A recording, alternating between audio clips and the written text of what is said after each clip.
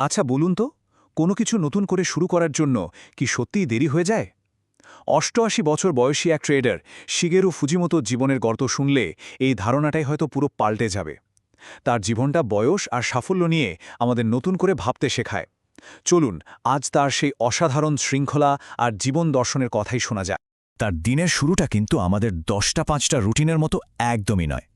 যখন গোটা শহর গভীর ঘুমে আচ্ছন্ন, ঠিক সেই সময়টাতেই ফুজিমোটোর কর্মযজ্ঞ শুরু হয়। আর সেটা চলে এক অবিশ্বাস্য নিষ্ঠার সাথে। ভোর ২টো। হ্যাঁ, ঠিকই শুনছেন, ভোর ২টো। এই সময়েই শিগেরু ফুজিমোতো তার দিন শুরু করেন। শুধু এই একটা অভ্যাসই তার অসাধারণ শৃঙ্খলা আর একাগ্রতার মস্ত বড় একটা প্রমাণ। তার সকালের রুটিনটা কিন্তু একদম যাকে বলে ঘড়ির কাঁটা ধরে চলে।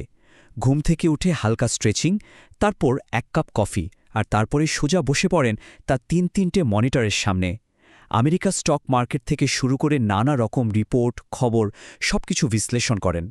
বছরের পর বছরের অভিজ্ঞতা কাজে লাগিয়ে তিনি জাপানের বাজারের গতি প্রকৃতি বোঝার চেষ্টা করেন। তবে তার জীবনের গল্পে একটা অদ্ভুত দুটো দিক আছে। একদিকে যেমন রয়েছে তার অসাধারণ পেশাগত সাফল্য, তেমনি অন্যদিকে তাকে প্রতিনিয়ত লড়তে হয় শারীরিক প্রতিকূলতার সাথে। সত্যি বলতে তার প্রতিদিনের জীবনটা কিন্তু সহজ নয়। এখন তাকে হাঁটতে হয় লাঠিতে ভর দিয়ে, চোখের সমস্যার জন্য প্রায় ম্যাগনিফাইং গ্লাস ব্যবহার করতে হয়, আর কিবোর্ডে টাইপ করেন মাত্র একটা আঙুল দিয়ে। কিন্তু এত সব শারীরিক চ্যালেঞ্জ সত্ত্বেও তার সাফল্য শুনলে অবাক হতে হয়। তার মোট সম্পদের পরিমাণ ২ বিলিয়ন জাপানি ইয়েনেরও বেশি, মানে প্রায় ১৩ মিলিয়ন মার্কিন ডলার। এই যে একদিকে শারীরিক সংগ্রাম আর অন্যদিকে আকাশ ছোঁয়া আর্থিক সাফল্য, এই বৈপরীত্যটাই তার গল্পকে সত্যিই অসাধারণ করে তুলেছে। তো প্রশ্নটা হলো, এত টাকা তার কাছে ঠিক কী অর্থ বহন করে? চলুন তার জীবন দর্শনটা একটু বোঝার চেষ্টা করি। এটা কিন্তু গতানুগতিক কোনো ধারণা একদমই নয়। তার জীবনযাত্রায় বিলাসিতা ছিটেফোঁটাও নেই।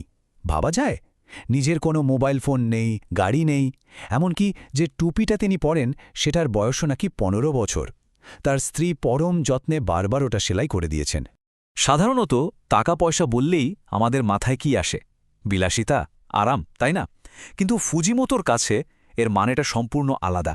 তার কাছে অর্থ সম্পদ মানে নিছক ভোগ নয়, বরং এক গভীর দায়িত্ববোধ। আসুন তার মুখ থেকেই শোনা যাক। তিনি বলেন, টাকা মানে মনোযোগ, শৃঙ্খলা আর দায়িত্ব। ব্যাস, এই একটা বাক্যেই তার পুরো জীবন আর অর্থনৈতিক দর্শনের মূল ভিত্তিটা লুকিয়ে আছে। কিন্তু এই যে এত বড় জার্নি, এর শুরুটা কোথায় হয়েছিল?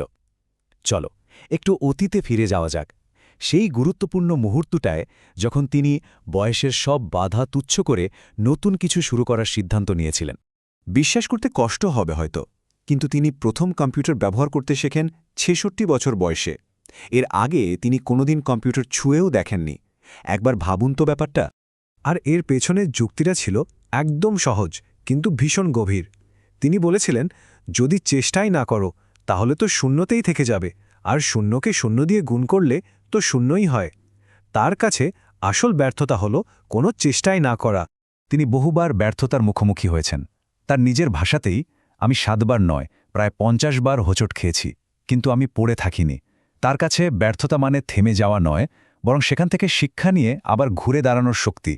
তো ফুজিমোতোর এই গল্পটা থেকে আমরা সবাই কি শিখতে পারি, বিশেষ করে তাদের জন্য যাদের মনে হয় অনেক তো দেরি হয়ে গেল, এখন আর নতুন কিছু শুরু করে কি হবে?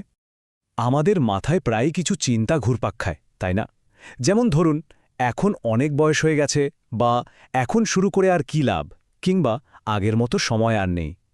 এই মানসিক বাধাগুলোই কিন্তু নতুন কোনো লক্ষ্যের দিকে এগিয়ে যাওয়ার পথে সবচেয়ে বড় দেওয়াল হয়ে দাঁড়ায়। কিন্তু ফুজিমোতোর জীবন এই সব অজুহাতের একটা শক্তিশালী উত্তর দেয়। তার মতে, শেষ তো আসলে তখনই হয় যখন আমরা নিজেরাই থেমে যাই। এটাই হয়তো তার গল্পের সবচেয়ে বড় শিক্ষা। তাহলে আসল কথাটা কি দাঁড়ালো? কোনো কিছু শুরু করার জন্য বয়সটা জরুরি নয়, যেটা জরুরি তা হলো সাহস। যে কোনো নতুন উদ্যোগের জন্য এই সাহসটুকুই সবচেয়ে বড় শক্তি। ফুজিমোতোর এই গল্পটা আমাদের সবার জন্য একটা প্রশ্ন রেখে যায়। প্রশ্নটা হলো, আমাদের নিজেদের শুরুটা কবে হবে?